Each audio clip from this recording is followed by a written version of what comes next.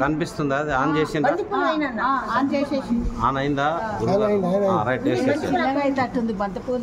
ఏం కాదు, వేయండి, పర్వాలేదు. చల్లండి పూలు నెత్తిలో ఏమైతుంది? 2 పూలు అంతా అయిపోయాయి. చల్లాలి గురువుతో సమానం. చాలు చాలు చాలు. పట్టుకున్నట్టుంది కొంచెం దాన్ని పెద్దగా చేస్తే వచ్చేస్తుంది. ముందు పూలు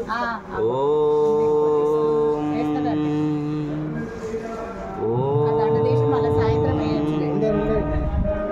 చప్పట కొట్టండి. గురు బ్రహ్మ గురు విష్ణు గురుదేవో భగవానికి జై. శ్రీ గురుభ్యో నమః. ఓం గం గణపతయే నమః. ఓం నారాయణం నమస్కృత్య నరం చైవ నరోత్తమం దేవీం సరస్వతీం వ్యాసం తతో జయముదీరయేత్. శుక్లాంబరధరం విష్ణుం శశివర్ణం చతుర్భుజం ప్రసన్నవదనం ధ్యాయేత్ సర్వవిఘ్నోపశాంతయే. ఓం నమో భగవతే వాసుదేవాయ. ఓం నమో భగవతే వాసుదేవాయ. ఓం నమో భగవతే వాసుదేవాయ.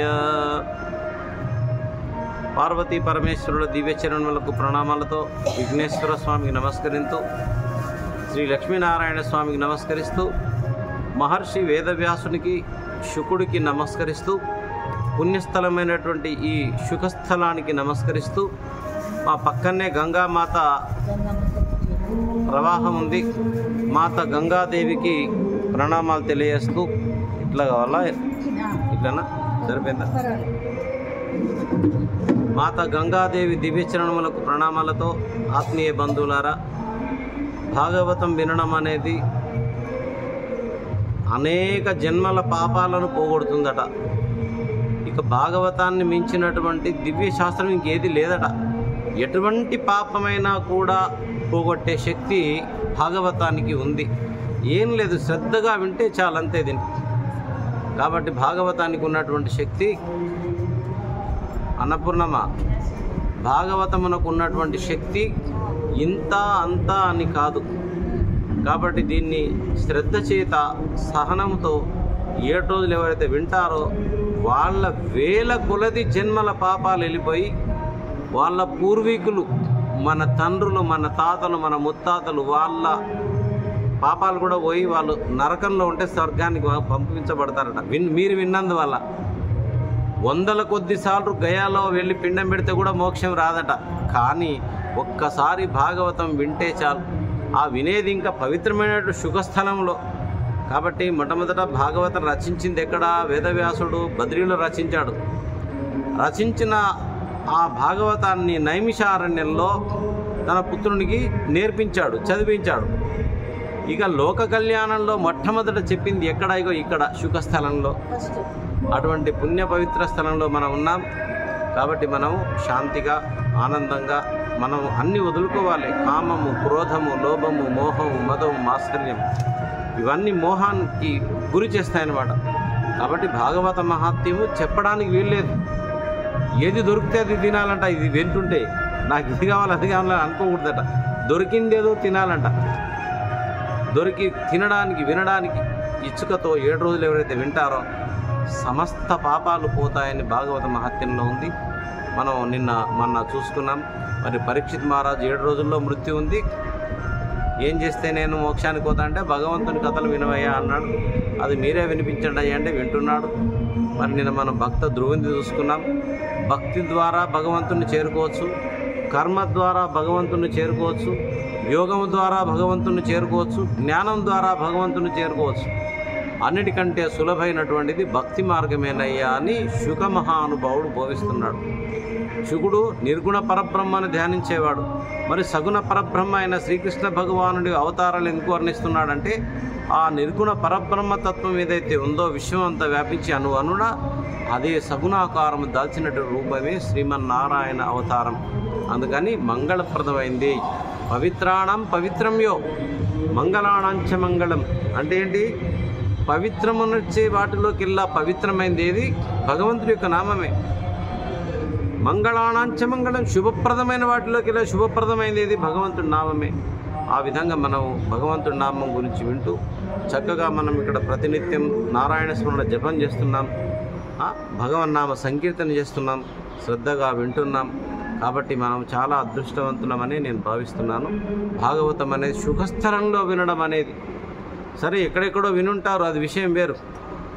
కానీ సుఖస్థలంలో నుంచి వినడం అనేది యూట్యూబ్లో తిలకిస్తున్న వారు కూడా అదృష్టవంతులే అని నేను భావిస్తున్నాను. ఈ విధంగా ఇప్పుడు మనము మరి భక్తుల గురించి చెప్పవయ్యా, మీరు చెప్తా ఉంటే నాకు చాలా ఆనందం వేస్తూ ఉంది. భక్తుల గురించి తెలియజేయండి నాకు. ఎవరైనా మహాత్ములు తరించిన వాళ్ళు ఉన్నారా భగవన్నామాన్ని స్మరించి అంటే ఒక్కొక్క భక్తుల గురించి చెప్పుకుంటూ వస్తున్నాడు. ఇప్పుడు నిన్న ధ్రువుని గురించి చెప్పుకున్నాము. చిన్న పిల్లవాడమ్మ, 5 ఏళ్ల పిల్లవాడు. ఓం నమో భగవతే వాసుదేవాయని స్మరించి మృత్యువును జయించి ధ్రువలోకంలో శాశ్వతంగా కల్పాంతర స్థితి. అమ్మ, కల్పం అంటే ఎంత? 420 కోట్ల సంవత్సరాలు బ్రహ్మదేవుని ఒక్క రోజు ఆయువు ఆయన. కల్పాంతర స్థితి, కల్పంలో మొత్తం లయమైపోతుంది. కానీ సృష్టి లయమైన ఈ ధ్రువుడు సృష్టిలో లేడు, పైన ఆకాశంలో ఉన్నాడు, సప్తర్షి మండలం పైన ధ్రువస్థారగా. చూడండి, భగవంతుని ధ్యానించి ఎటువంటి పదవిని పొందాడు. శాస్త్రం అంటే ఏంది? శాసనాత్ ఇది శాస్త్ర, ఇది శాసించబడింది, శాసించబడేది శాస్త్రం. మానవులారా, తిని పండుకోకండి, చెదరగప్పుకొని పండుకోకండి, లేవండి, ఉత్తిష్ట. శాస్త్రం అంటే శాసించబడి, ఈ విధంగా మీ జీవితాన్ని ధన్యం చేసుకోండి అని శాస్త్రము చెప్పింది. కాబట్టి శాస్త్రమైంది. శాసనాత్ ఇది శాస్త్ర. అందులో భాగవత శాస్త్రం అంత గొప్ప శాస్త్రము ఈ లోకంలో ఇంకొకటి లేదు లేదు లేదు. దీంట్లో అనుమానమే లేదు. అంత దివ్యశాస్త్రం మనం వింటున్నాం. ఈరోజు భరతుని గురించి చెప్తున్నాం. మనం నిన్న విన్నటువంటి ధ్రువుడు కూడా స్వయంభవ మన్వంతరంలోనే జన్మించాడు, తన పాదుడికి కుమార్తెగా. ఈరోజు ఈయన కూడా స్వయంభవ మనువు కాలంలోనే జన్మించాడు. 14 మనువులు ఉంటారు ఒక బ్రహ్మదేవుని కాలంలో. ఈయన కూడా స్వయంభవ మనువు కాలంలో జన్మించాడు భరతుడు. ఈయన కథ ఏందో విందాం. పరీక్షిత్తుతో శివుడు చెప్తున్నాడు, ఋషభుని అనంతరం ఆయన పెద్ద కుమారుని భరతుడు భూమండలాన్ని ఎంతో దీక్షతో పరిపాలించాడు. అతని కాలంలో విశ్వరూపుడని రాజు ఉండేవాడు. అతని రాజులలో చంద్రుని వంటివాడు. అతనికి పంచజని అనే కుమార్తె ఉండేది. ఆమె అత్యంత కాంతిమతి, ఆయన కాంతామణి. అటువంటి పంచజనిని భరతుడు సుముహూర్తంలో మంచి వివాహం చేసుకున్నాడు. అహంకారానికి శబ్ద స్పర్శ రూప రసగంధాలని పంచతన్మాత్రలు పుట్టినట్లు మహారాజైన భరతునికి ఆయన భార్య పంచజని వల్ల సుమతి, రాష్ట్రభృతు, సుదర్శనుడు, అరుణుడు, ధూమ్రకేతు అనే 5 కుమారులు జన్మించారు. ఇంతకుముందు అజనాభా అనే పేరుతో పిలువబడే ఈ భూభాగాన్ని భరతుడు పాలించడం వల్ల ఈ దేశానికి భరతవర్షం అనే పేరు వచ్చింది. చూడండి, ఇగో ఈయన ఈ మహానుభావుడు పరిపాలించినందుకు అజనాభా అనే పేరుండేదట మన దేశానికి. ఈ మహానుభావుడు పరిపాలించినందుకు ఈ పుణ్యభూమికి భరతుడు అనే పేరు వచ్చింది. అంత పుణ్యాత్ముడైన కాబట్టి మహారాజైన భరతుడు తన పూర్వులు పాలించిన విధంగానే శ్రీహరి అనుగ్రహంతో బ్రాహ్మణోత్తముల ఆశీర్వాదంతో సత్కర్మలు ఆచరిస్తూ ప్రజలను పరిపాలిస్తూ ఉన్నాడు. భరతుడు అండపిండ బ్రహ్మాండాది లోకాలను భరించే భగవంతుణ్ణి చిన్నవి పెద్దవి అని యజ్ఞాలతో ఆరాధించేవాడు. అమావాస్య పూర్ణిమలో చేసే సత్కర్మలను, చాతుర్మాస్యాల కాలంలో చేసే అగ్నిహోత్రాదులను ఆచరించేవాడు. ఇంకా గొప్ప గొప్ప యాగాలు చేసేవాడు. వేదోక్తంగా నిర్వహించిన ఆ సత్కర్మల ఫలితాన్ని పరమేశ్వరునికి అర్పణ చేసేవాడు. యాగాలలోనూ మంత్రాలలోనూ పలికే దేవతలను వాసుదేవుని అవయవాలుగా భావించేవాడు. ఆ మహారాజు భగవంతుని గొప్పతనాన్ని తలుచుకుంటూ భక్తిమయమైన హృదయంతో శ్రద్ధతో సమస్త రాజ్యాన్ని పరిపాలించాడు. చూసారా, ఆయన రాజు పరిపాలిస్తున్నాడు కానీ భగవంతుణ్ణి ధ్యానిస్తున్నాడు. ఎంత ఆనందమైన విషయం. చక్రవర్తి అన్న ఈ భూమండలానికి మొత్తం అయినా కానీ భగవంతుని ధ్యానిస్తున్నాడు కదా. ఎంత అదృష్టవంతుడు ఆయన. ప్రజల్ని అన్ని విధాలుగా పరిపాలిస్తూ కూడా భగవత్ చింతనతో ఉన్నాడు. ఇవాళ రేపట్లో కొంచెం ధనం ఎక్కిందంటే ధనం ఎక్కితే మదం ఎక్కుతుంది, మదం ఎక్కితే మాత్సర్యము మరీ ఎక్కున్నట. ఇక మాత్సర్యం ఎక్కితే ఆయనకి తిరిగే లేదు. కానీ అంతటి గొప్ప మహానుభావుడు కూడా భగవత్ చింతనలో ఉన్నాడు. ఈ విధంగా పరిశుద్ధమైన చిత్తంతో ధర్మదీక్షతో తాను చేస్తున్న కర్మలు ఫలించేలాగా రాజకుమారుడైన భరతుడు భూమండలాన్ని పరిపాలిస్తున్నాడు. శ్రీవస్త్రం, కౌస్తుభం, వనమాల అలంకరించుకున్నవాడు, సుదర్శనం మొదలైన పంచాయుధాలను ధరించినవాడు, ఆత్మీయ భక్తుల హృదయ పద్మాలలో నివసించేవాడు శ్రీమన్నారాయణుడు ఎక్కడుంటాడమ్మా? భక్తుల హృదయాలలో ఉంటాడు. అది మనం వినాలి. పరమపురుషుడైన వాసుదేవుని పట్ల భక్తి ప్రపత్తులతో భరతుడు 50 లక్షల వేల సంవత్సరాలు రాజ్య పరిపాలన సాగించాడు. 50 లక్షల వేల సంవత్సరాలు. సరే, 50 లక్షల సంవత్సరాలు అనుకోండి. స్వామీజీ, ఇంతకాలం జీవించగలుగుతారా మనిషి అంటే? జీవించగలుగుతున్నారు. వాళ్ళు భగవద్భక్తులు, వాళ్ళు ఉన్నది సత్యయుగంలో కాబట్టి వాళ్ళ జీవనకాలం పెద్దగా ఉండింది. వశిష్ఠుడు ఉన్నాడు, సత్యయుగంలో ఉన్నాడు, త్రేతాయుగంలో ఉన్నాడు, ద్వాపరంలో ఉన్నాడు, కలియుగంలో కూడా ఉన్నాడు వశిష్ఠుడు. వ్యాసుడేమో త్రేతాయుగం, ద్వాపరంలో వచ్చాడు. మరి ఇంతకాలం ఎలా బతికాడు ఈ వశిష్ఠుడు? బ్రహ్మ మానస పుత్రుడు. ఎవరైనా సరే బాగా గుర్తుపెట్టుకోండి, పూర్తిగా పరబ్రహ్మ ఆ అనుసంధానమై బ్రహ్మను, ఆ భగవంతుని ధ్యానిస్తూ ఉండే వాళ్ళ యొక్క ఆయుష్ పెరుగుతుందట. కాబట్టి ఆయన ఎన్ని వేల 50 లక్షల వేల సంవత్సరాల రాజ్య పరిపాలన చేశాడు. తాతలు తండ్రుల కాలం నుండి తరతరాలుగా సంక్రమించిన ధనరాశిని తగినట్లు తన కుమారులకు ఇచ్చి భోగభాగ్యాలను, అపార సంపదను, రాజసౌదాలను వదిలిపెట్టి తాను పులహాశ్రమానికి వెళ్ళిపోయాడు. చూసారా ఏం చేశాడమ్మా? అన్ని తాళం చేతులు ఇచ్చేసి ఇంటి దగ్గర తాను ఒక ఆశ్రమానికి వెళ్ళిపోయాడు భగవంతుని దర్శనానికి. ఇప్పుడు మన పరిస్థితి ఏంది? వాళ్ళు ఇంట్లోంచి మనం తరిమినా కూడా మనం వెళ్ళకుంటున్నాం. మన పరిస్థితి అది. జై శ్రీమన్నారాయణ. ఆ గోడలకు బల్లలు పట్టుకుంటే చూడండి, అట్లా పట్టుకొని ఉంటాం మనం. మరి ఎక్కడ వాళ్ళ స్వామి అంటే ఎక్కడన్నా వాళ్ళు మనల్ని తీసుకుపోయి శ్మశానంలో వదిలిపెట్టేదాకా ఉండొద్దండి. మనమే వాళ్ళని మంచితనంగా వదిలిపెట్టి, బాబు ఎక్కడో మేము భగవత్ చింతనలో కాలం గడుపుతామయ్యా అని ఏకాంత స్థలంలో మంచిగా కూర్చోవాలి. వివిక్త సేవి లఘ్వాసీయత వాక్కాయ మానస. యోగి అయినటువంటి వాడు ఏకాంత స్థలంలో ఉండాలి. మనకు జనం కావాలి, జాతర కావాలి, ఎప్పుడు ఏకాంతంగా ఉండలేం మనం. జై శ్రీమన్నారాయణ. కాబట్టి ఆ ఆశ్రమంలో శ్రీమన్నారాయణుడు ఆశ్రమవాసులకు వాత్సల్యంతో ఆదరిస్తూ ప్రత్యక్ష రూపంలో నిలిచి ఉంటాడంట. పులస్తాశ్రమంలో సాలగ్రామాలకు ఆలమైన గండకీ నది ఆ ఆశ్రమ సమీపంలో ప్రవహిస్తూ ఉండేది. అంటే నేపాల్లో ఉండింది ఆశ్రమం. అటువంటి రమణీయమైన ఆశ్రమంలో భరతుడు ఒంటరిగా ఉంటూ శ్రీహరిని నానా విధాలైన పువ్వులతో, చిగుళ్లతో, తులసీ దళాలతో, తీర్థ జలాలతో. చూసారా, మనం అదృష్టం కొద్దీ గంగా జలాలు రోజు పెడుతున్నాం. మనం తులసిలు పెడుతున్నాం. గంగా జలం చాలా విలువైందండి. గంగా అనండి ఒకసారి. గంగా 2 సార్లు గంగా అంటే చాలండి. 1000 కిలోమీటర్ల దూరంలో ఉన్నా సరే. యో బ్రూయేతి గంగా గంగా ఇది గంగా స్నాన పుణ్యఫలం లభేత్. చూడండి, ఎన్ని 1000 కిలోమీటర్ల దూరంలో ఉండి కూడా అమ్మ అంత పవిత్రమైంది గంగా. అందుకని నాకు గంగా చాలా ఇష్టం. అందుకే ఇందాక వెళ్ళాను, అమ్మను దర్శించుకున్నాను, దండం పెట్టుకున్నాను, నెత్తిలో చల్లుకున్నాను, నీళ్ళు తాగాను. ఆ గంగా అంటే నా ప్రాణం అమ్మ. గంగా మన అమ్మ. తీర్థపాదుడు శ్రీమన్నారాయణ చరణాల నుంచి వచ్చింది. పరమేశ్వరుని తల నుంచి కిందికి దిగిందమ్మా. ఏం మాటలా గంగాదేవి. 50 కోట్ల మందికి అన్నదానం చేస్తుందమ్మా గంగా. అన్నపూర్ణ గంగా. ఆ ప్రవహించే నదుల్లో చేపల ద్వారా, పంటల ద్వారా, పొలాల ద్వారా ఈ దేశంలో 140 కోట్ల మందిలో 50 కోట్ల మందికి అమ్మ అన్నదానం చేస్తుంట. పంటల రూపంలో నీళ్ళు ఇస్తుంది. అటువంటి పవిత్రమైనటువంటి గంగా ఆదిశంకరాచార్యులు అంటారు, దేవి సురేశ్వరి భగవతి గంగా తవ జల మహిమా నహం జానే. అమ్మా, నీ మహిమను నేను తెలుసుకోలేకపోయానమ్మా అన్నాడు. గంగా పవిత్రమైన చూస్తే చాలు, ఒక్క చుక్క తాగితే చాలమ్మా. గంగాజల లవ కనికాపీత. ఒక్క చుక్క గంగాజలం తాగితే చాలు, మోక్షం వస్తుందట. చూడండి, కాబట్టే ఆ శుకుడు గంగా నది పరివాహక ప్రాంతంలో కూర్చొని ఇక్కడ భాగవతాన్ని బోధించాడు పరీక్షిత్కు. పుణ్యస్థలం ఇది. కాబట్టి ఆ నారాయణ ఆశ్రమం ఎట్లుందంటే తీర్థ జలాలతో, పుష్పాలతో, కందమూల ఫలాలతో అర్పిస్తూ తనివి తీరా సేవ చేస్తూ ఉన్నాడు ఈ భరతుడు. ఎన్ని లక్షల సంవత్సరాలు, 50 లక్షల సంవత్సరాలు రాజ్య పరిపాలన చేసి అన్ని వదిలిపెట్టి అరణ్యాల్లో కూర్చొని భగవంతుని ధ్యానిస్తున్నాడు. ఆ శ్రీమన్నారాయణ దయన వల్ల ఈ భరతుడు ఏ ఆశ్రమంలో నివసించాడో ఆ ఆశ్రమానికి నేను వెళ్ళి వచ్చాను. జై శ్రీమన్నారాయణ. నేపాల్లో ఉంది ఇది.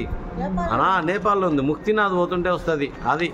కాబట్టి మహాత్ములు ఎంబడి పోతే కొన్ని దొరుకుతాయి, మామూలుగా పోతే కొన్ని దొరకవు అంతే. మరి ఏం చిన్న విషయమా భరతుని యొక్క ఆశ్రమంలో కాలం కొన్ని నిమిషాలనే ధ్యానం చేయడం అంటే? ముక్తినాథ్ దగ్గర యువతలు ఉంటుంది పోతే. ఇటువంటి హరిసేవ వల్ల భరతునికి విషయ వాంఛలు నశించినాయి. భగవంతునికి సేవ చేస్తుంటే అన్ని కోరికలు నశించిపోయినాయి. శమ దమాది గుణ సంపత్తి అలబడింది. పరమపురుషుణ్ణి భక్తిభావంతో ఎడతెగకుండా భజిస్తుంటే అహంకారం అనే ముడి విడిపోయి ఆనంద అనుభూతి కలిగింది. ఆయన మేను పులకించింది. ఆయన కన్నులలో ఆనందాశ్రువులు పొంగిపొర్లాయి. ఆనంద బాష్పాలు రాలుతున్నాయి భగవంతుని సేవలో. అంత లీనమై తాను పూజ చేస్తూ ఉన్నాడు.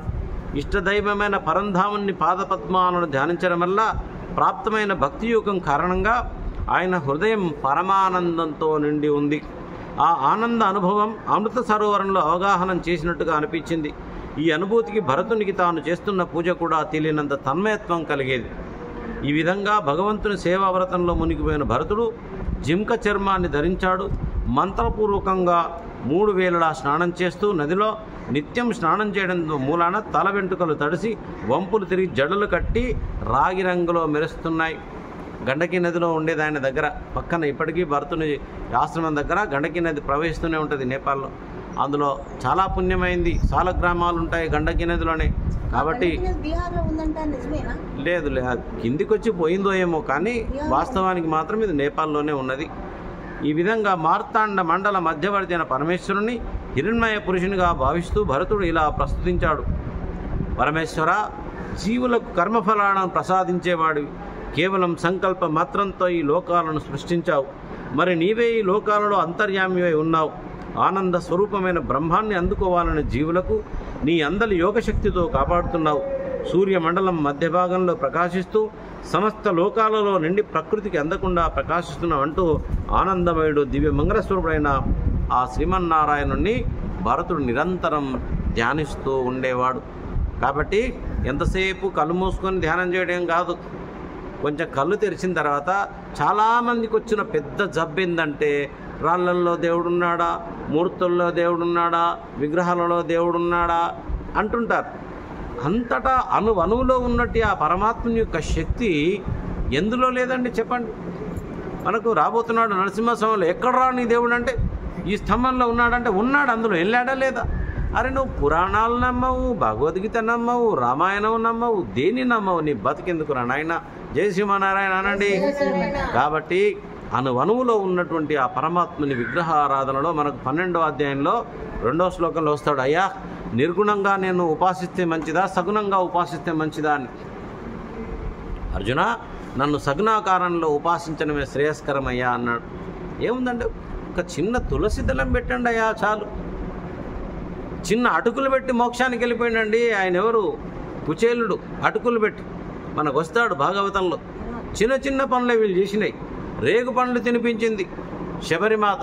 ఏం పెట్టింది? రేగు పండ్లే తినిపించింది అంతే కదా. గుహుడు ఏం చేశాడు? కాలి గుండె కత్తుకున్నాడు గుహుడిని. ఎందుకు? గుహుడు చాలా తక్కువ జాతివాడు. ఇవాళ కులాలు మతాలు అంటున్నారు. మరి రాముడు పరంధాముడు అండి. రామాయణంలో ఇద్దరినే గుండె కత్తుకున్నాడు శ్రీరామచంద్రుడు. శ్రీరామచంద్రుడు అంటే ఆయన పరంధాముడు అండి, పురుషోత్తముడు. చరిత్రలో ఎన్ని అవతారాలు వచ్చినా కూడా శ్రీరాముని అవతారం మీదకి ఏది రాలేదు. కారణం ఆయన ప్రేమ, ఆయన ఆచరించిన ధర్మము, ఆయన నడవడిక. గుహుడు చాలా తక్కువ కులంలో జన్మించాడు. కానీ గుహుడు రాముని చూసిన వెంటనే ఆయన కాళ్ళని ఇట్లా చూస్తూ అలాగే నిలిచిపోయాడు. తన్మయత్వం చెందాడు. రామా, నీ దర్శనంతో నా జన్మ ధన్యమైందా అన్నాడు. పడుకోవడానికి రాముని పండబెట్టాలి. ఆ రోజు రాత్రి ఏం లేవు అక్కడ. ఆకులేసి పండబెట్టాడండి. రామునికి ఆకులను కాదు చూసింది, ఆయన ప్రేమను చూశాడు, ఆయన భక్తిని చూశాడు. గుండె కతుక్కున్నాడు. ఎంత భక్తి ఉందయ్యా గుహ నీకు నా మీద అని ఆయన ఆలింగన భాగ్యాన్ని ఇచ్చాడు శ్రీరామచంద్రుడు. అదండి భగవంతుని గొప్పతనం. అర్థమైందా? తర్వాత ఆంజనేయునికి ఇచ్చాడు. సీతమ్మని చూసి వచ్చిన తర్వాత, హనుమ ఇంత మంచి వార్త చెప్పినవయ్యా, నీకేమిచ్చి నీ రుణం తీసుకోగలను, నా ఆలింగన భాగ్యం ఇస్తానన్నాడు. ఎంత అదృష్టవంతులండి గుహుడు కానీ ఆంజనేయుడు కానీ. బలో సీతారామచంద్ర మహారాజుకి. అదండి భగవంతుడు దేనికి లొంగుతాడండి? భక్తికి లొంగుతాడండి. ఆ భక్తి ఎన్ని లక్షలు ఖర్చు పెడితే, ఎన్ని కోట్లు ఖర్చు పెడితే, నోరు నుయంగా మొత్తుకుంటే కాదండి. పవిత్రమైన మనసుతో భగవంతుని చింతన చేస్తే తప్పకుండా లొంగుతాడు. అందుకే మనకు భగవద్గీత కావాలంటారు. భక్త్యాతు అనన్యయా శక్య అహమేవం విదోర్జున జ్ఞాతుం ద్రష్టుం చ తత్వేన ప్రవేష్టుం చ పరంతప. అర్జున, ఇంత పెద్ద విశ్వం ఎంతుందమ్మా? అనంతమండి, విశ్వం అంతా నిండి ఉన్నాడు. అంతటి విశ్వాన్ని వ్యాపించిన పరమాత్ముడు ఒక్క అనన్యమైన భక్తికి నేను దొరుకుతానయ్యా, వేరే మార్గంలో దొరకనన్నాడు. అదండి భక్తి అంటే. కాబట్టి పరమాత్మని పైన ప్రేమ ఉంటే చాలు. అస్మిన్ పరమ ప్రేమ రూప స్వాత్ అస్మిన్ అమృత స్వరూప. భక్తి అనేది అమృతం అంట అమ్మ, అమృతం వేరే కాదు. భక్తి అనేది అమృతం అంట. ఆ దేవుడికి పువ్విద్దామా, ఆ దేవుడికి పండిద్దామా, ఆ దేవుడికి హారతి ఇద్దామా, ఆ దేవుడికి దీపం పెడదామా, ఆ దేవుడి దగ్గర ఏమైనా ప్రసాదం పెడదామా? దయ్యం తిండి పొద్దున్న లేస్తే దయ్యాలు తిన్నట్టే, భగవంతుని స్మరణ లేకుండా జై సింహనారాయణ అనండి. ఆ దయ్యాలకి ఏమన్నా దేవుడు ఉంటాడా? ఏముండదు. మనకు కూడా అంతే, దేవుడు లేకపోతే. గోపాలకృష్ణ మహారాజుకి. ఎన్నిసార్లు పుట్టాము ఇప్పటి వరకు, ఎన్నిసార్లు చచ్చాము ఇప్పటి వరకు. చస్తున్నాం, పుడుతున్నాం, వస్తున్నాం, పోతున్నాం. అందుకనే భక్తి కావాలంటే భాగవతం వినాలే. గోపాలకృష్ణ మహారాజుకి. ఒకనాడు భరతుడు గండకి నదిలో స్నానం చేసి ముహూర్త కాలం నీటిలో నిలబడి ఓంకారాన్ని జపిస్తున్నాడట.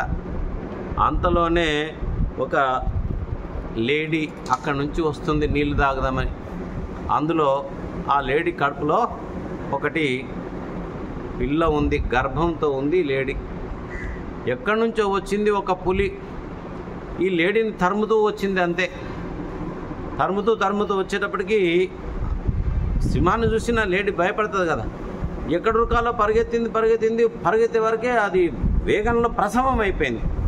అక్కడే ఈ మహానుభావుడు ఉన్నాడు. కాబట్టి ఈ మనిషిని చూసింది, పులి వెళ్ళిపోయింది. జింక మాత్రం ప్రవాహం ఎక్కువగా ఉంది. పిల్లనేమో ఒడ్డున పడింది, తల్లేమో కొట్టుకొని పోయింది. ఎంత విచారమైన సంఘటన. ఇది చూశాడు, మనసు ద్రవించింది. అయ్యయ్యో, దిక్కులేని వారికి దేవుడే దిక్కు. పాపం ఈ పిల్ల ఇప్పుడే పుట్టింది, భగవంతుడు దీన్ని ఎట్లా కాపాడతాడో అని, సరే దేవుడు ఉన్నాడులే, చూసుకుంటాడులే అని చిలక పలుకులు పలుకొద్దట. మనకు తోచిన సహాయం చేయాలట దేనికైనా. ఆయన తోచిన సహాయం ఏంది, దాన్ని తీసుకున్నాడు, వెళ్ళి ఆశ్రమంలో పెట్టుకున్నాడు. లేడీ కళ్ళు ఎంత బాగుంటాయి, లేడీ ఎంత బాగుంటుంది. సీతాదేవి లేడీని చూసే కదా మోహానికి గురైపోయింది, మాయ లేడీని చూసే కదా. అది ఇంకా రెండు ఒకటే. కాబట్టి ఆ జింక పిల్లని తీసుకొని పోయి ఆశ్రమంలో పెంచుతున్నాడు. దాని మీద చాలా ప్రేమ అయిపోయింది. లేడీలు చాలా బాగుంటాయి కదా, మంచిగా చూడడానికి బాగుంటాయి, అందంగా ఉంటాయి, మంచి సాత్విక జంతువు. ఈయన ప్రతినిత్యం పొద్దున్నే లేచి స్నానం చేసి భగవద్ ధ్యానం చేసుకునేవాడు. మళ్ళీ తెల్లారి ధ్యానం చేసుకుంటూ ఒక్కసారి జింక ఎలా ఉందని ఇలా చూశాడు దాన్ని. అక్కడ ఉంది, బాగుంది, గడ్డి మేస్తుంది. మళ్ళీ ధ్యానం చేస్తున్నాడు. కొద్దిసేపు అయినాక ధ్యాన భంగమైంది. మళ్ళీ జింక బాగానే ఉందా, తొడెళ్ళైతే చెతుకుపోలే కదా, చిన్న పాప ఇది. జింక గురించి ఆలోచన మొదలైందమ్మా ఆయనకు. చూడండి ఏం అదృష్టం చూడండి. ఎన్ని లక్షల సంవత్సరాలు రాజ్యం పరిపాలించి అన్ని తాళం చేతులు ఇచ్చేసి ఇంటి దగ్గర అరణ్యంలోకి వచ్చి భగవత్ చింతన చేస్తూ శ్రీమన్నారాయణ పరమ పవిత్రమైన భక్తితో ఆరాధిస్తూ ఉన్నాడు. అమ్మో, తిన్ని పండుకోలా దున్నపోతులాగా కాలం గడపలేన పరమ భక్తుల్లాగా ఉన్నాడు. అటువంటి మహానుభావుడికి ఆ జింకను ధ్యానిస్తూ ఉన్నాడు. భగవద్ ధ్యానంలో జింక ధ్యానం అయిపోయింది. జింక పైన చాలా ప్రేమైంది. ఒకరోజు ఉన్నట్టే జింక ఎక్కడో మాయమైపోయింది. ఎక్కడ పోయిందో ఏమో, ధ్యానంలోకి లేచి చూస్తే లేదు. అయ్యో పిచ్చి జింక, నీ మీద నాకు ఎంత ప్రేమ ఆయనే, ఎక్కడ పోతివే నువ్వు, తల్లి లేని పిల్లవు, చచ్చేదాన్ని కదనే బతికించాను, కనీసం ఒలరినన్నా నాకేమైనా సింబల్ ఇచ్చి పోవాలి కదా, ఇట్లా పోతివే ఎక్కడ పోతివే అని ఏడుస్తున్నాడు, బాధపడుతున్నాడు. ఎంత దుఃఖం పొందాడో. ఓసి పిచ్చిదాన్న, ఎంత ప్రేమించానే నిన్ను, ఎక్కడ పోతివే, ఏ తోడేళ్ళు తిననే, ఏ పుల్లు తిననే, నిన్ను నా ప్రాణానికి ప్రాణంగా పెంచాను కదనని తొడ మీద కూర్చున్నట్టుకొని ఎంతో అల్లారముద్దుగా ప్రేమించే జింక పోయేటప్పటికి ఏడుస్తూ ఆ రోజంతా గడిస్తే సాయంత్రానికి మళ్ళీ అది ఎక్కడి నుంచో వచ్చిందమ్మ. వచ్చేటప్పటికి పోయిన ప్రాణాలు నిలిచినట్టుగా భావించాడు. అమ్మయ్యా, బతికాన్రా బాబు. కాబట్టి ఇక ఆ జింక దగ్గర పిచ్చి జింక, ఎంత మోసం చేస్తేవేమే, నన్ను ఎంత పరిశాన్ చేస్తేవేమే, ఎక్కడ పోతివే నువ్వు, ఎక్కడ పోతివే, నేను ఎంత ప్రేమించానే, నా ప్రాణంతో ప్రాణంగా అని దాన్ని చాలా చాలా చాలా ప్రేమించాడు. ఇంకొకసారి నన్ను వదిలిపెట్టి పోదు సుమా నువ్వు అని దాన్ని బ్రతిమలాడుకున్నాడు. ఎన్నో విధాలుగా చేశాడు. కాలం అన్నిటికంటే వేగమైంది ఈ లోకంలో. అలా ఈ భగవంతుని ధ్యానించేవాడి యొక్క మనస్సు కాస్త జింక పైకి వెళ్ళిపోయింది. ఇతను మృత్యు సమయం ఆసన్నమైంది. ఆ జింకనే ధ్యానిస్తూ ఉండడం వల్ల శరీరాన్ని ఒకరోజు వదిలిపెట్టాడు. కానీ వదిలేటప్పుడు దేన్ని ధ్యానించాడు? ఈయన జింకను ధ్యానించాడు. భగవద్గీతలో ఏముంటుంది? యం యం వాపి స్మరన్ భావం త్యజత్యంతే కలేవరం తం తమేవైతి కౌంతేయ సదా తద్భావభావిత. అర్జున, ప్రాణం పోయేటప్పుడు ఏ ప్రాణి అయినా దేన్ని ధ్యానిస్తూ ప్రాణం వదులుతారో తద్రూపమైన జన్మ వస్తుంది వచ్చే జన్మలో. చూసావా?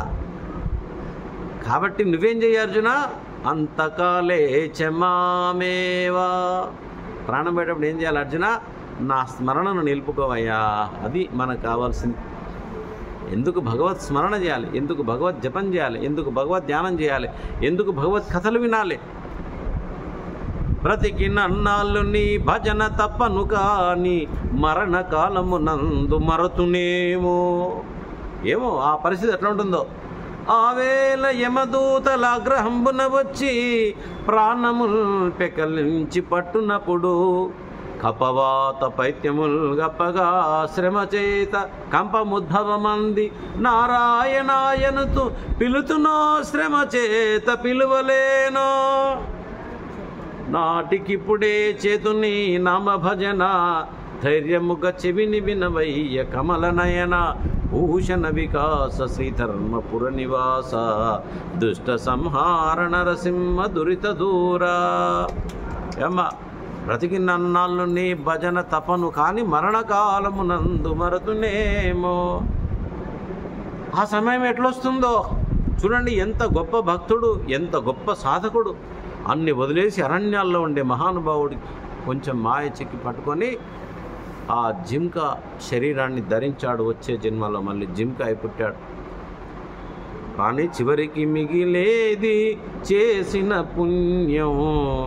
ఏమా, ఇల్లు మిగలదు, ఇల్లాలు మిగలదు, మనిషికి ఏది మిగలదు. నాదనుకున్నది ఏది మిగలదు. ఇది నాది, అది నాది అంటాం కదా, కానీ మిగిలేది ఏదట? చివరికి మిగిలేది చేసిన పుణ్యం, అది చేయగలిగిన బ్రతుకే ధన్యం. పుణ్యానికి వచ్చిందా? పుణ్యానికి వచ్చిందా? పుణ్యం అంటే ఏంటి? నేను డబ్బులు ఇస్తా, ఒక పుణ్యం ప్యాకెట్ కొనుక్కొస్తారా ఎవరైనా మీరు? పుణ్యకథా శ్రవణం. ఎవరు భగవంతుని గురించి వింటారో వాళ్ళు పుణ్యాత్ములు.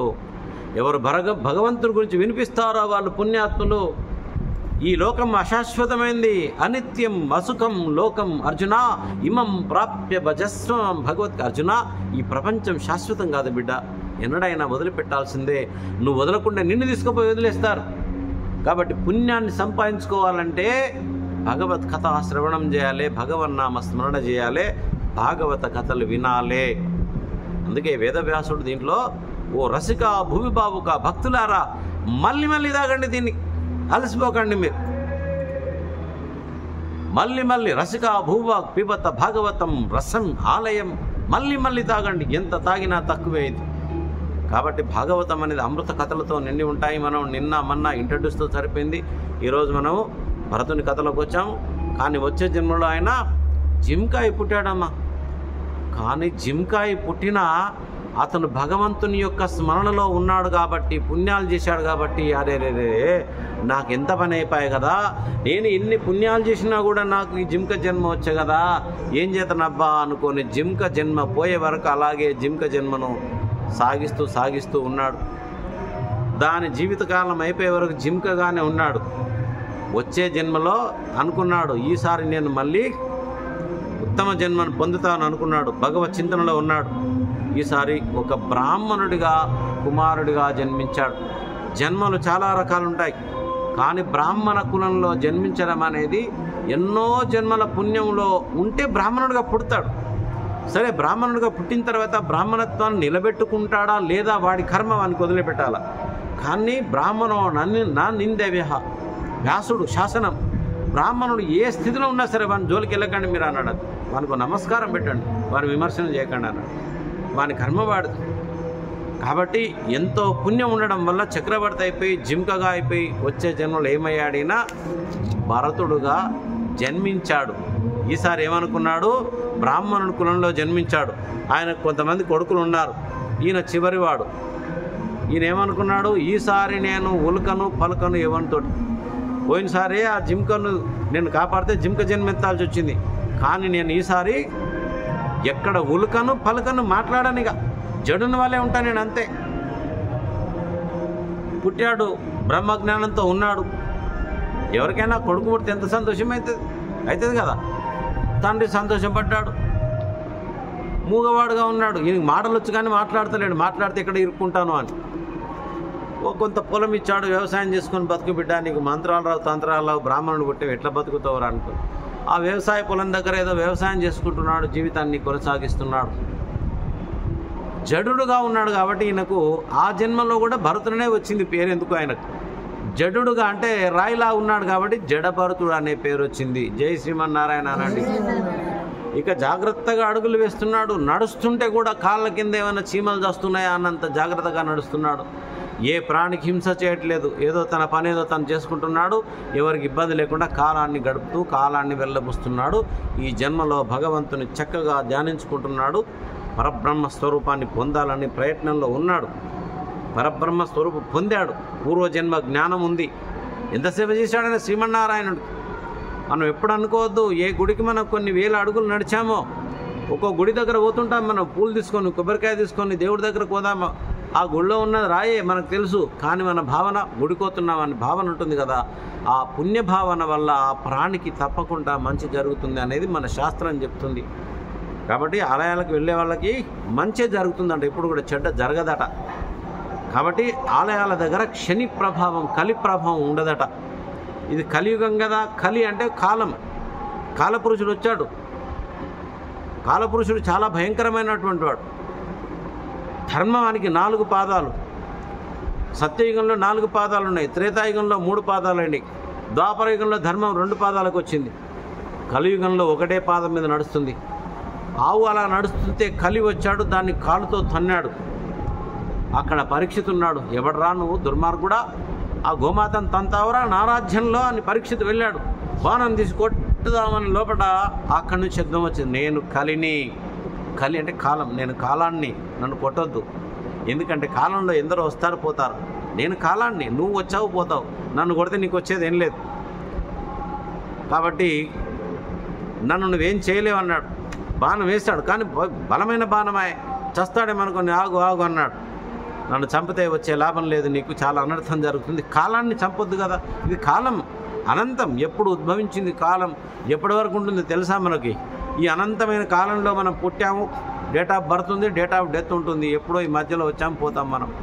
పంచాంగంలో కాలాన్ని లెక్కగట్టారు మన పూర్వీకులు. 196 కోట్ల సంవత్సరాల నుంచి మన భారతీయులు లెక్కగట్టారు కాలాన్ని. ఇక మీరు ఆలోచన చేయండి, అంతకంటే ముందు ఉందా లేదా అంటే ఉన్నదో లేదో దైవానికి ఎరక, కానీ కాలాన్ని మాత్రం మన భారతీయులు 196 కోట్ల సంవత్సరాల నుంచి పంచాంగం మీద రాసి ఉన్నారండి. కాబట్టి నన్ను చంపొద్దు అని అంటే, కానీ నా రాజ్యంలో నువ్వు ఉండటానికి వీల్లేదన్నాడు పరీక్షిత్ మహారాజ్.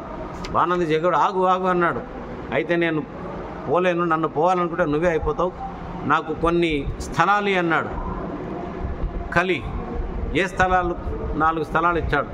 మద్యపాన సేవనం 1, పరస్త్రీ సంగమం 2, జూదం 3, బంగారం 4. బంగారం ఇప్పుడే కొను, 1,00,000 రూపాయలు పెట్టి తులం, నువ్వు అమ్మనికవో 10,000 తక్కువ తీసుకుంటాడు. 1,00,000 పెట్టి కొన్నావు కదా, ఇప్పుడు 1,00,000 పెట్టి కొన్నావు, నువ్వు అమ్మనికవో 10,000 తక్కువ. మార్కెట్లో గోల్డ్ విలువ ఇవ్వాలి 1,00,000 అంటాడు, నువ్వు అమ్మనికి పోతే 10,000 తక్కువ, కొననీకి పోతే 1,00,000. కలిపురుషుడు దీంట్లో ఉంటాడు ఆల్వేస్.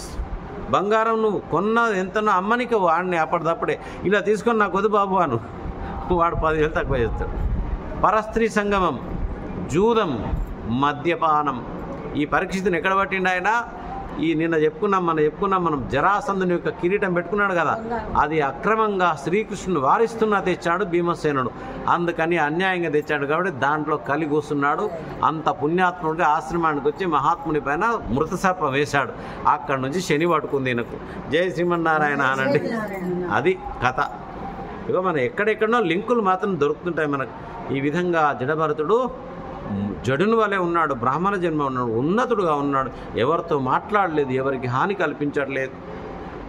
అక్కడి నుంచి ఒకరోజు ఒక రాజుగారు, ఆ రోజుల్లో వాహనాలు లేవు కదా, కార్లు అవి ఇవి లేవు, పల్లకీలు మోయాల, నలుగురు మోసేది. ఆ పల్లకీలో ఆ రాజును కూర్చుని పెట్టుకుని నలుగురు మోస్తూ ఉన్నారు. అలా వెళ్తున్నారు. కొద్దిగా అలసట వచ్చింది మోసే వాళ్ళకి. ఒక దగ్గర నిలబెట్టారు,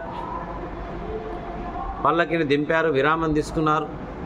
ఈ నలుగురిలో ఒక్కడు ఏం చేసినంటే పారిపోయిండు ఎక్కడో, అట్లా బయటికి ఏదో మూత్రమో ఎక్కడన్నా వెళ్ళిపోయాడు. వాడు ఎక్కడో వాడు దొరుకుతాడుగా, రాలేడు, పారిపోయాడు మోసి. మళ్ళీ పల్లకి కావాలంటే నలుగురు కావాలి కదా.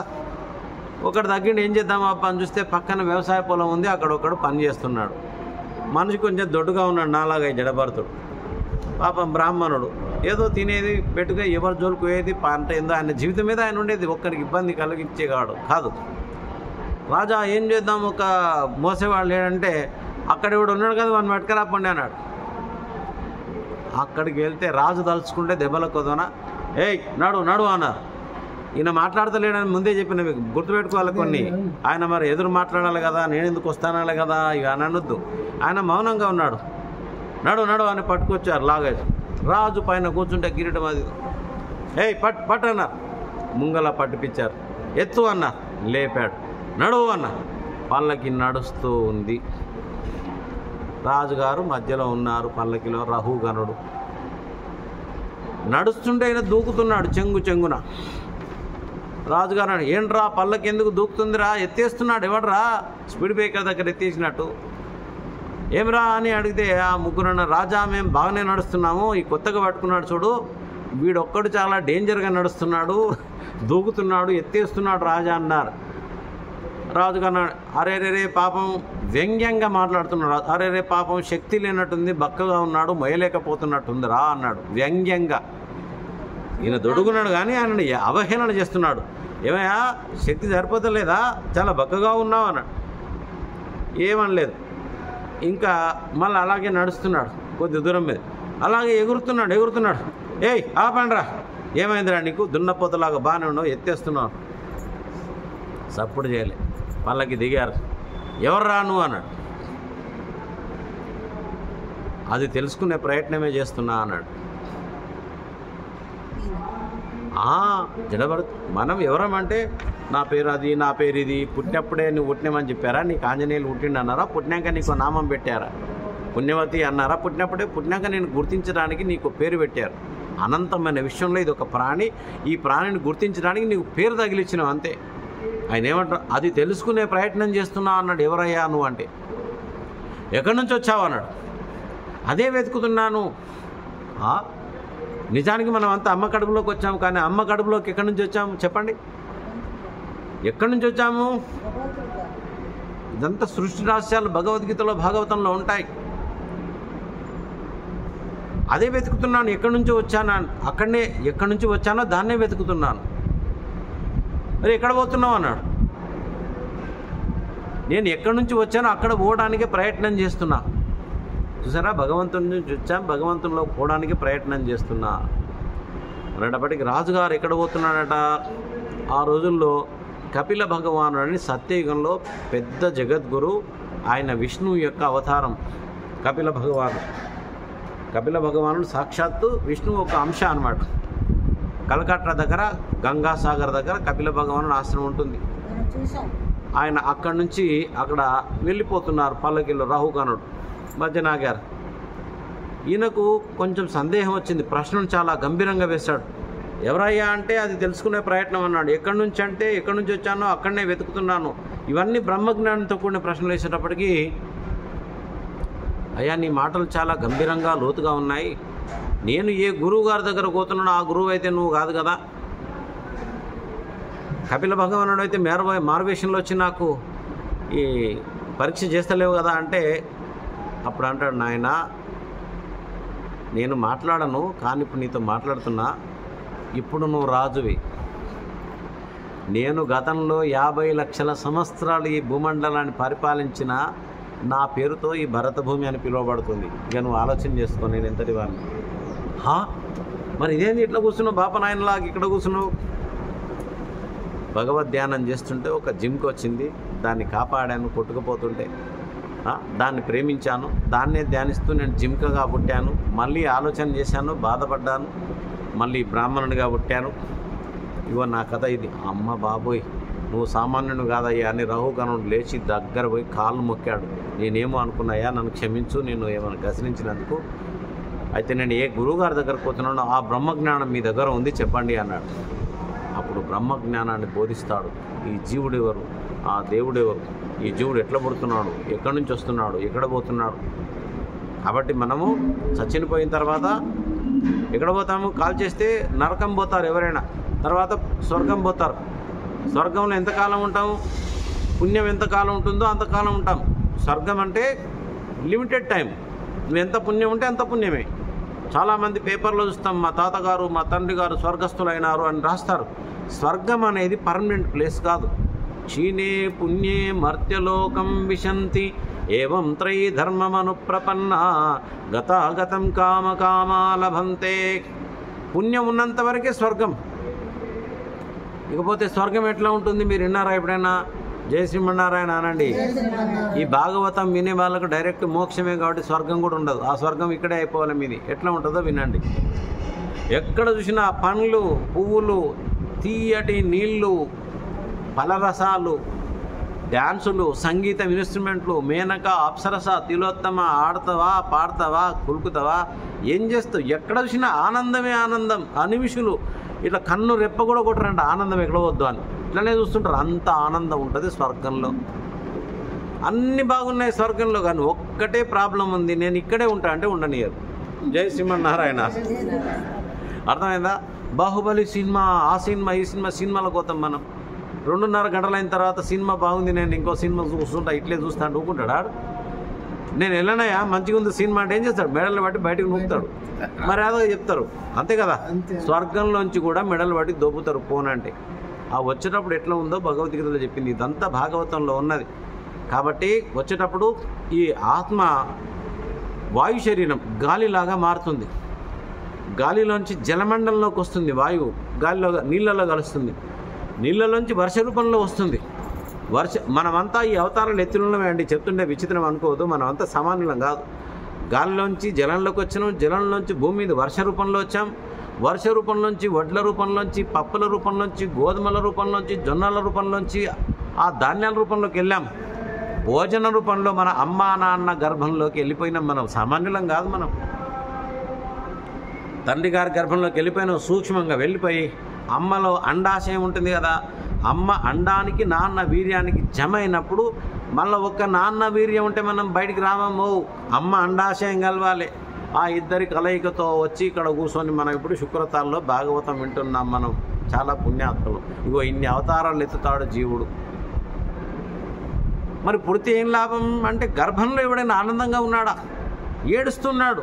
ఓ శ్రీమన్నారాయణ, ఎముకల తిత్తి ఇది, మలమూత్రాల వాసన ఏముంటుంది గర్భంలో? పెండ మూత్రం తప్ప ఏముంటుంది అమ్మ కడుపులా? చెప్పండి. బయట నుంచి చూస్తే ఎర్రగా పుర్రగా వాసన అన్నీ బాగున్నాయి, కానీ కడుపులో మాత్రం గబ్బులు వేసిపోయి ఉంటుంది మన కడుపులో. జై శ్రీమన్నారాయణ. దీనికోసం అహంకారము, నా అంత మునగాడు లేడు, నేను నేను నేను ఏముంటుందండి గర్భంలో?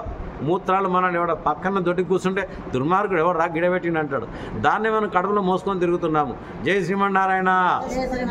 కాబట్టే పరమాత్మ శ్రీమన్నారాయణ, నన్ను బయట నీ దండం పెడతా, బయటికి వచ్చేదే ఆలస్యం, నీకే దండము, నీకే పూలు, నీకే నమస్కారం, నీ గుడికే వస్తా, నీకే కొబ్బరికాయ కొడతా.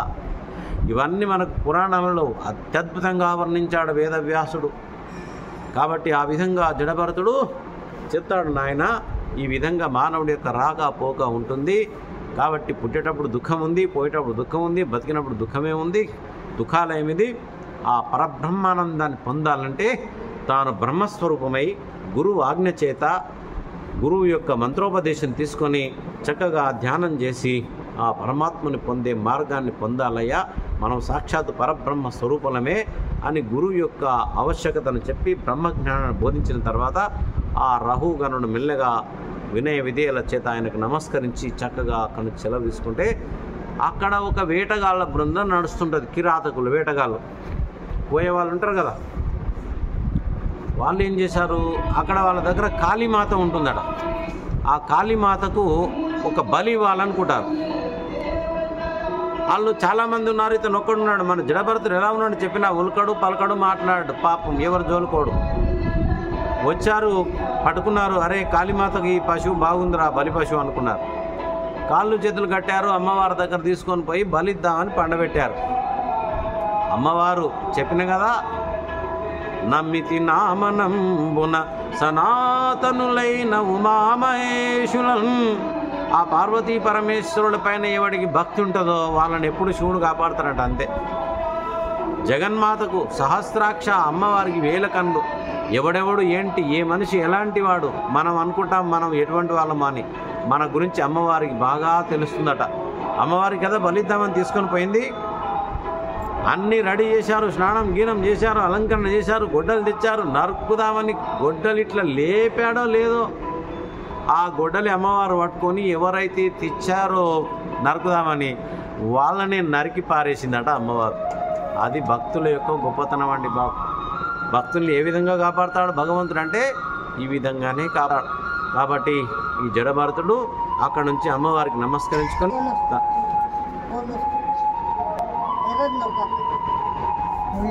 ఎర్రది నొక్కు పోయిందా ఉందా,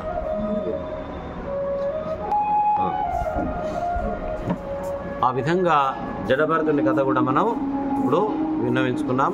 కొన్ని కథలు షార్ట్ అండ్ స్వీట్గా వినాలి, చాలా పెద్దగా ఉంటాయి, అద్భుతమైన పద్యాలు ఉంటాయి. ఈ సాహిత్యం మీద పోతే మనకు కథలు సాగవు. కాబట్టి తర్వాత మనం అజామిలుని కథలోని కూడా వెళ్దాము. అజామిలుని కథ కూడా చాలా పెద్దది, దాంట్లో మంచి మంచి పద్యాలు ఉంటాయి. కానీ మరి అజామిలుడు కూడా ఎవరైనా బ్రాహ్మణుడు అండి. విచిత్రం ఏంటంటే బ్రాహ్మణుడైనా, తల్లి ఉండ్రు, తండ్రి ఉండ్రు, భార్య ఉంది, అన్నీ ఉన్నాయి. కానీ ఒక్కరోజు బయటికి వెళ్ళాడు ఈయన. అక్కడ ఒక చూడరాని దృశ్యాన్ని చూశాడు. ఒక వేశ్య పొదల మాటన ఒక విటునితోటి కామసుఖాలను అనుభవిస్తుంది. అది చూసిన తర్వాత ఇంటికి వెళ్ళిపోలే ఆయన. జయ శ్రీమన్నారాయణ అనండి. ఆ వేశ్యంబడే పడిపోయాడు. 10 మంది పిల్లలు కన్నాడు. అమ్మ పోయింది, నాన్న పోయిండు, భార్య పోయిన, అందరిని వదిలేసిండు గంగలో. తాను బ్రాహ్మణుని అన్న విషయం కూడా మర్చిపోయాడు. వేశ్యలు ఎంతకాలం ఉంటారు, సంపద ఉన్నంత వరకే ఉంటారు, తర్వాత ముడి మీదని పోతారు. ఆ విధంగా చివరి కొడుకు పేరు నారాయణ అని పెట్టుకున్నాడు. 88 సంవత్సరాలు బతికిండు పుణ్యాత్ముడు. కానీ చాలా పుణ్యాత్ముడమ్మో ఈయనో. ఎన్నో జన్మల పుణ్యం ఉంది ఈయన దగ్గర, కానీ కాలకర్మంలో ఆ పుణ్యం అంతా నశించిపోయింది. చూడండి, ఒక్క చెడ్డ దృశ్యం చూడడం వల్ల పుణ్యం అంతా క్షీణించిపోయింది. అంటే ఎంత విచిత్రాలు ఉన్నాయి చూడండి లోకంలో. పుణ్యాత్ముడు చాలా, మంచివాడు చాలా. కాబట్టే కొడుకు పేరు నారాయణ అని పెట్టినా చచ్చే కాల సమయంలో ఆ యమదూతలు చూసి నారాయణ నారాయణ నారాయణ అన్నందుకు విష్ణుదూతలు వచ్చి ఈయనను పట్టుకొని విష్ణులోకం తీసుకొని పోయి యమదూతల నుంచి కాపాడతారు. అంతే. ఇందాక అనుకున్నాం, అంతకాలే చమామేవ స్మరణ్ముక్తా కలేవరం. చచ్చిపోయేటప్పుడు ఎవడు భగవన్నామాన్ని ఉచ్చరిస్తాడో వాడు ధన్యాత్ముడు. అందుకే భగవద్గీతలో కూడా అభ్యాసయోగయుక్తేన చేతసా నాన్యగామినా పరమం పురుషం దివ్యం యాతి పార్థానుచింతయం తస్మాత్ సర్వేషు కాలేషు మామనుస్మరయుధ్య చ.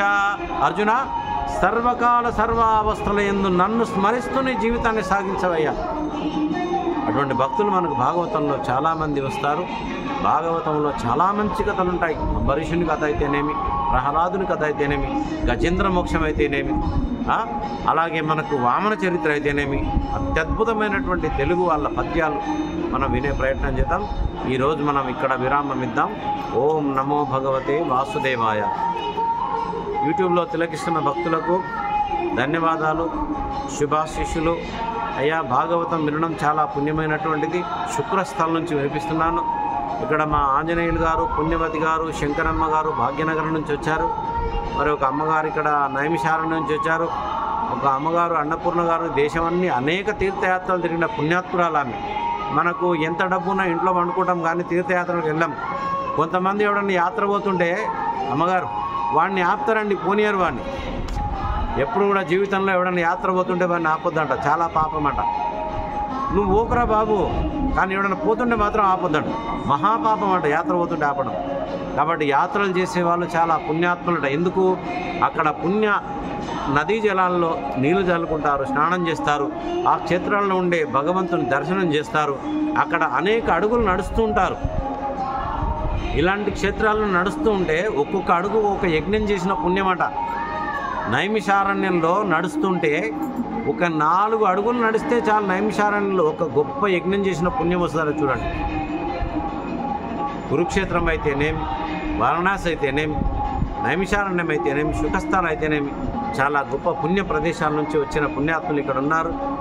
వాళ్ళందరికీ శుభాశీస్సులు తెలియజేస్తూ మన కార్యక్రమాన్ని ఇతరులకు షేర్ చేయండి. అన్ని దానంలోకెల్లా అన్నదానం మిన్న, అన్నదానం కంటే మిన్న జ్ఞానదానం గొప్పది. కాబట్టి జ్ఞానాన్ని మీరు చూడండి, ఇతరులకు షేర్ చేయండి. వింటే వింటారు, లేకుంటే లేదు. ఓం నమః శివాయ అని చెప్తూ ఈ కార్యక్రమాన్ని ఇక్కడ విరామం ఇస్తున్నాను. నమః శివాయ. శుభం భూయాత్.